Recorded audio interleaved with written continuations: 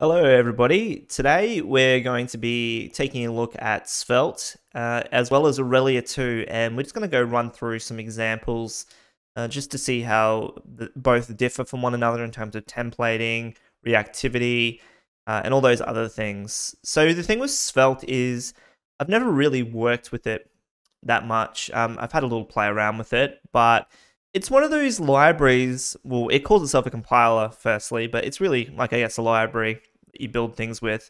Its value add and sell is that you're writing, code that looks very reminiscent of plain HTML and JavaScript. And I've actually always seen a lot of parallels between Svelte and Aurelia, actually.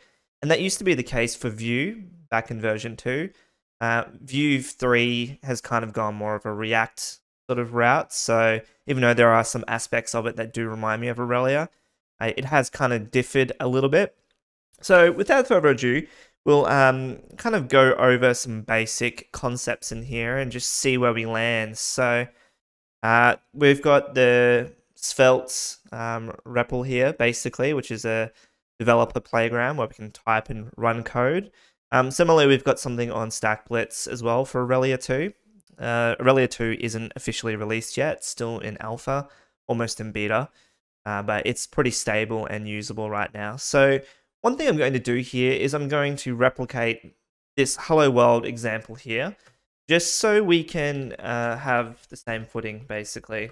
So in Aurelia, all properties, you've got the script tags and stuff over here, but in Aurelia, you've got a class and then a property name. So we call that name, and then inside of here, you've got h1 and it's hello.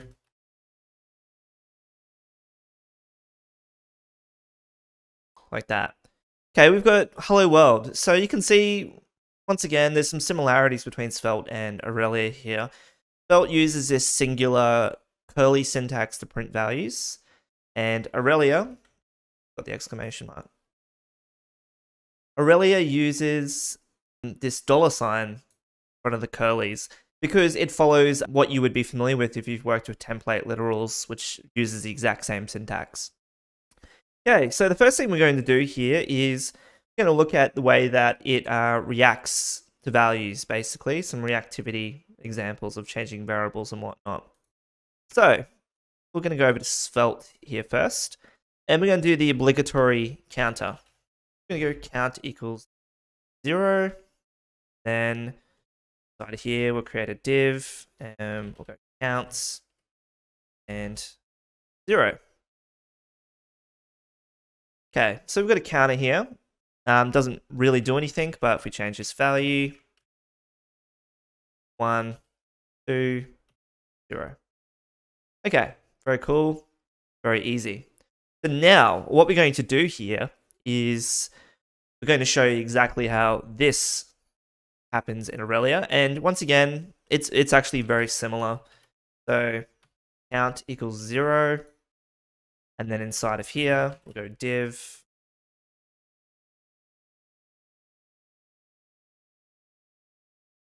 Front. Okay. Count 0. And then if we change this value, count 1. Count 2. Count 0. So we've got the same thing, and you can see it's basically the same. The only difference is in Aurelia, components are inside classes as a default convention anyway. So now what we're going to do here is we're going to add in a button. So button type equals button. We'll call it increment ++. So the difference between Svelte and Aurelia is definitely the templating syntax. So in Svelte, you use this syntax of on these events here. So we want to say on click equals, and then we also use these curly braces here. So then we'll just go this, and we'll go count ++. We hit this, and our counter goes up. Happy days. Super simple. Now in Aurelia, basically the same thing. There is a little bit of a difference, as you'll soon see. So if we go button type equals button, so increment plus plus, close off our button. Oop. Now in Aurelia, you can do events a few different ways. You've got delegates and triggers. And we're going to use trigger here, which is the equivalent of like, add event listener basically. So click trigger. And then unlike this example here, we can't use Lambda expressions inside of event clicks in this way anyway. We can use them to call functions, but we can't do this inline arrow function assignment. But what we can do is this. Count equals count plus 1. So once again, click the button and you can see that it's incrementing the value. So in the case of Svelte, we've got on : click. In Aurelia, we've got click.trigger. And you can also do delegate as well. So if you've worked in programming for a while, a delegate is basically this concept of moving an event listener to a common ancestor and then putting an event listener on that, and then listening for clicks inside of that container. Now, you would usually do that approach for a situation where you want to listen to hundreds, possibly thousands of events. You wouldn't want to go using click trigger in that case, like a list of items or something.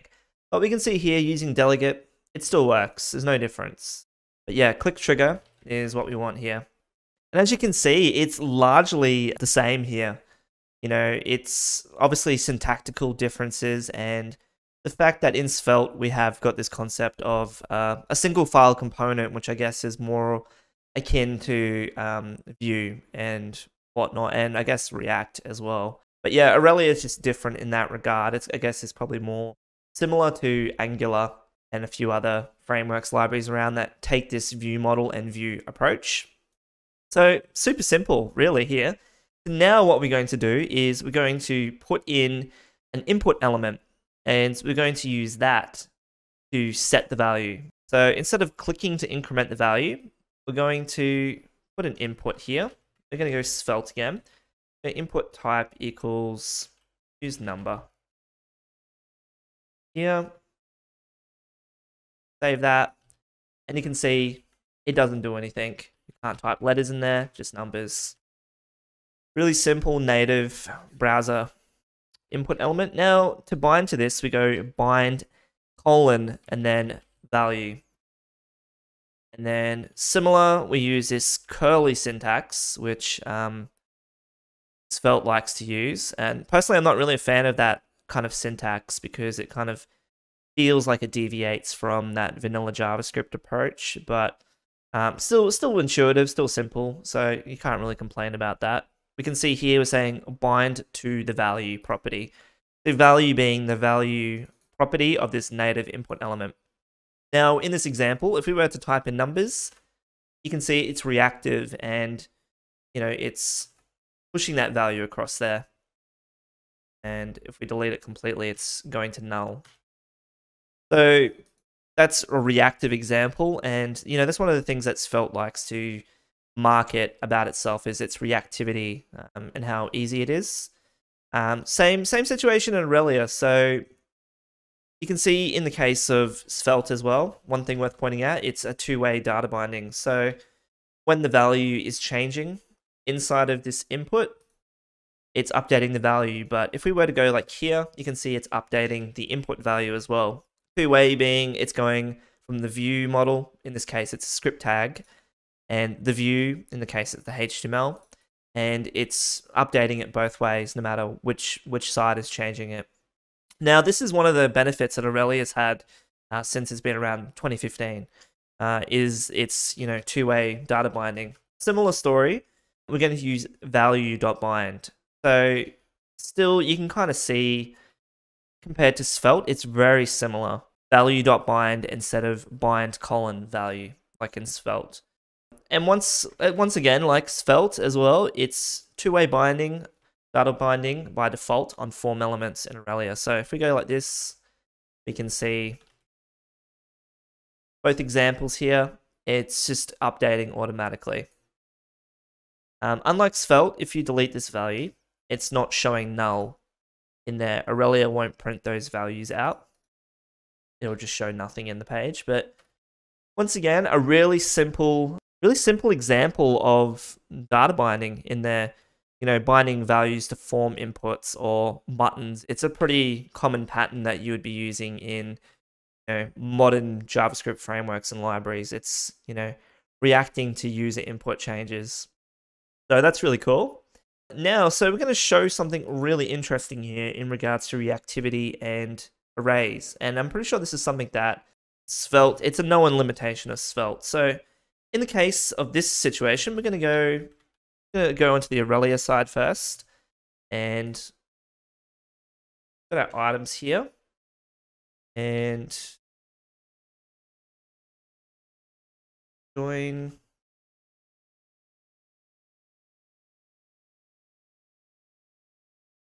Got an array of strings here, so we've got two values here, value and Dwayne. So it's an array, and you can see we're doing items.join. So Aurelia, for certain functions like join and sort and all that kind of stuff, allows us to do things on arrays in this way. Super simple. And what we actually want to do is we want a button to push into that array. So button, go add, or actually push. Now go click, trigger. We're going to call a function this time in here. So we go push. You can see we're passing in the function name. We click trigger. Then inside of here, we're going to go push. Then this, because it's a class, items, push. And then we're just going to have gibberish added into there. So you can see a function called push. We're pushing in a gibberish value in there, and then we're calling it on this button. So if we were to do this, you can see the UI is reacting, pushing the same value in there. But Aurelia is observing that array for changes in there and then updating accordingly. It's calling this join function and splitting it out by comma. Really super simple example.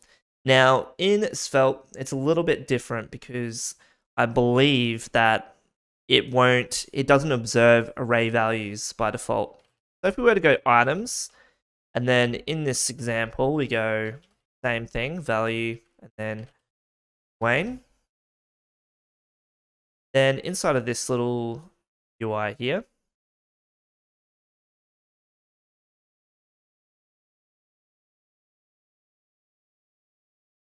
and that's good. So same thing. So we've got singular curlies, we've got items.join, and then we're separating them with a comma and a space. And if we were to refresh this one, we can see they're both exactly the same. Now here's where things get interesting. So if we put a button in here, like we did in our Aurelia example, and we go on click equals, pull out push. So push. No push function in there. So now what we're going to do is we're just going to go function push. We're going to go items.push. And for the sake of fairness and consistency, we're going to push in the same value. Okay. So we've got that. Make sure, yep. Obviously, actually, just we want to make sure this is fair and consistent. Button goes under there. There we go. Okay, so in Aurelia, we push and that value is added in. Now look what happens when we do that in Svelte. It's actually not doing anything. Even though if we were to console log inside this function,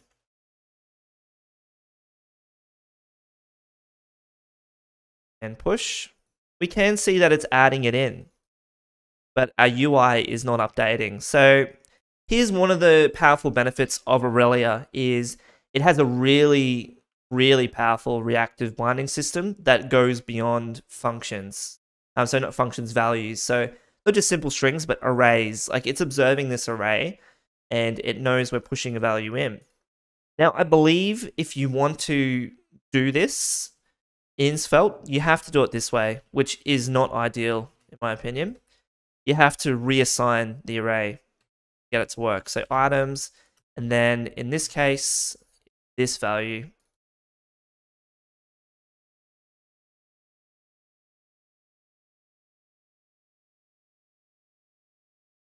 Oh, hey, what am I doing? Reassigning it as an object, it's an array. There we go. Okay, so in this example, I believe if I hit push, it's going to work now. So it's working the same way as Aurelia. I mean, it's no biggie, to be honest. You're aware of this limitation in Svelte. I mean, you know, that's not a problem in my opinion, because you know how to work around it. It's a workable solution. I just think the way Aurelia handles it in this case is just a lot cleaner than having to reassign that array. It's just because Aurelia will attach you know, an observer onto this array because we're using it in the view, and it just knows to observe those values. It won't deeply observe an array of objects. So in Aurelia, if I had an object inside an array and it's changing, there's no deep observation. You can add that in, obviously, but it's not a default behavior because deep observation is quite expensive. So the next thing in regards to comparing these two is the creation of components. So we're going to create a new component. We're going to delete all this. We're going to create a new component and we're going to call it name. Name.svelte. So in Svelte component, you have these script tags, then you have your HTML. So we're going to have H1 in there. I'm going to go, my name is... We're not actually referencing this file yet, so we're going to go import name Svelte. Oh, got a little slash there. Okay, in the case of this example, we can now reference this component by going name. My name is, and then obviously it does nothing. So what we want to do here is we're going to provide a bindable property onto this component. We'll do that in a second, but we're just going to quickly go over what just happened. So in Svelte, components are super simple. It's a script block and it's some HTML. Then you include it. It's kind of, I guess, a very similar way to React, how you would create a component there, including the default sort of uppercased component name approach. So before we go adding in a bindable property to this, we're actually going to recreate this example. So we're going to delete all that, and we're going to delete all of this from our Aurelia example. We have nothing. And then we're going to create a new component, and we're going to call this, what name? Call it. So in Aurelia, it's a little bit different because by default, components are HTML and their view model in there. So Aurelia assumes that your components are name.ts and name.html. Think of the view model in Svelte as the script tags, and in Aurelia, it's a .ts file or a .js file, whatever. So we've got a name component here, name.ts, name.html, a little pair. And then inside of our app, we can import it using the import element. So in here, we're going to go import name. Then, oh,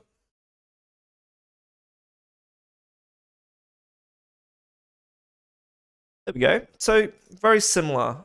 Svelte obviously has this single file approach, whereas Aurelia takes the approach by default of breaking them into these file pairs. Now, it is worth pointing out in Aurelia, you don't have to have a view model and view. You can have a HTML only component, which would be similar to Svelte, except it's just the HTML and no JavaScript code or anything like that in there. But you can have bindable properties and stuff still. But for the sake of this example, we're going to keep it the way that Aurelia would work by default. And you may also notice as well, in this example, I didn't use any capitalization.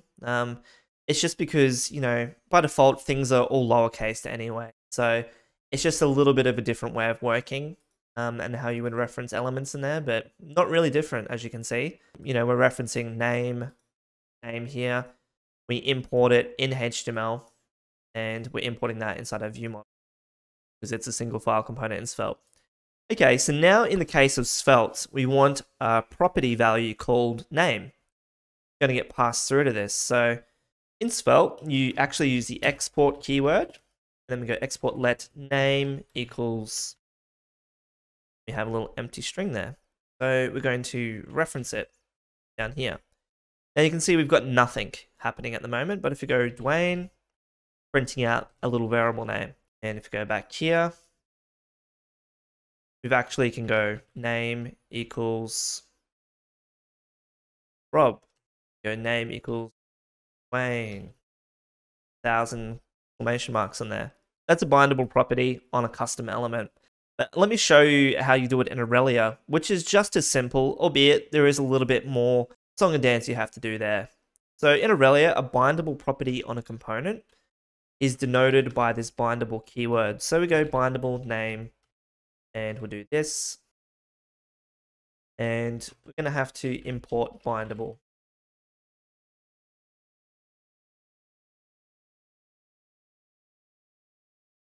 So you can see we've got nothing on here, and then if we go into here, use our $, and then curlies. Then on here, we go name equals Wayne with 1,000,000 exclamation marks. And it's the same thing. You can see the difference here. The usage is the same, by the way. The name equals Dwayne, passing the string value like it's a normal property on that element. The difference here is that we use this bindable keyword inside our view model. And once again, Svelte and Aurelia, there's a lot of similarities between the two, as you can see, just in terms of ease of use and reactivity. And, you know, reactivity is one of Svelte's biggest sells, and Aurelia has that too. So, you know, Svelte is more library-like, and Aurelia is obviously a framework, but the developer experience and simplicity, they're very, very similar. And now another good example is slotted content. So a common pattern would be creating a component and then allowing the user to supply content inside of that, which might be dynamic content or whatever. You might have like an image element or you know, user profile card or something like that, but you want the layout to be different. So we're going to keep our name components here, and what we're actually going to do is we're going to go over to the Svelte side first. We're going to use the slot keyword. So this is supported in pretty much all frameworks and libraries that I'm aware of. And basically the slot keyword is like a native web components element, basically, that allows you to have replaceable content. Think of slot as a placeholder, basically, except you can have default content and whatnot in there. So you can see in this example, we haven't got anything going on here, but inside of our component, we can go passing a little string value there, or we can pass in HTML. That. So you can see this between the element tags here is just going in to where this slot is. Now it's the same story in Aurelia. The only thing is Aurelia adheres to web specifications, and the slot keyword outside of a component, like a proper shadow DOM or web component, it's generally not a thing that you do. You don't just use slot like that. But Aurelia realized this, and what they've added in is an AU slot element. So the AU slot element is basically slot, but for instances where you're not using it in a spec compliant way. So very, very similar. AU slot. And for sake of fairness, we're going to copy contents of this. Same thing, you can see that it's replacing that slotted content there, and it's basically allowing you to add it in dynamically in Aurelia, which is really cool. And I think this may throw an error if the slot keyword is usable, but if you're not using Shadow DOM, then it's not going to work.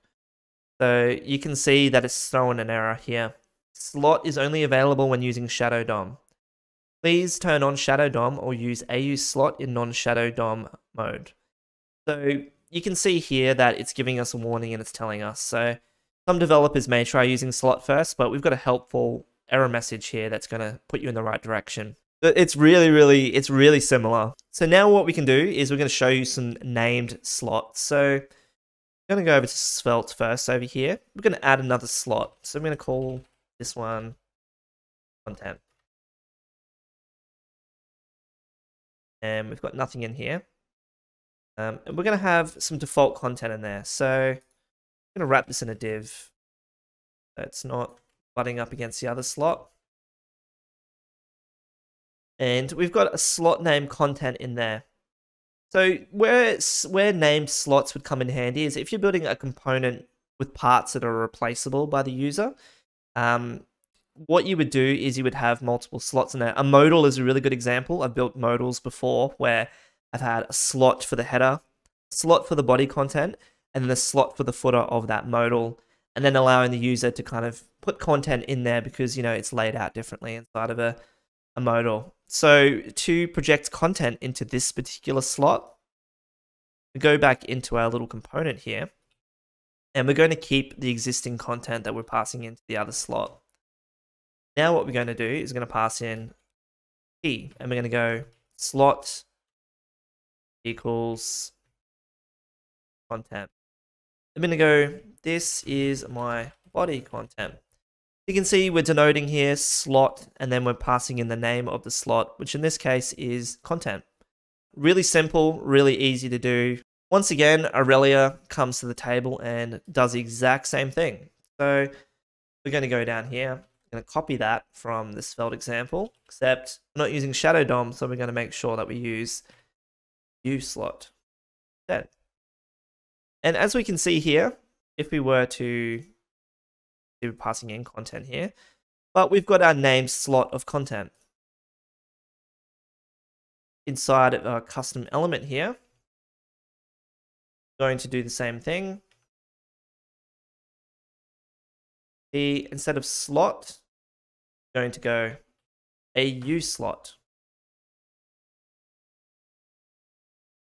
As you can see, this is my body content is being passed in inside this element, and it's projecting into our named slot there.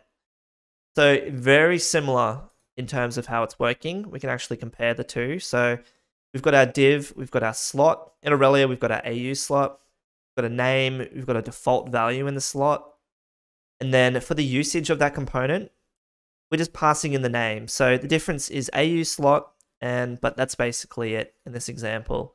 Conclusion between the two. I think Svelte is a great little library. And in many ways, it reminds me of Aurelia. As you can see in our examples, Aurelia and Svelte, they were very much similar. The one thing that I don't like about Svelte, the reactivity does seem limited. As we saw in that array example, it's a small thing because we saw there was a workaround by reassigning to the array.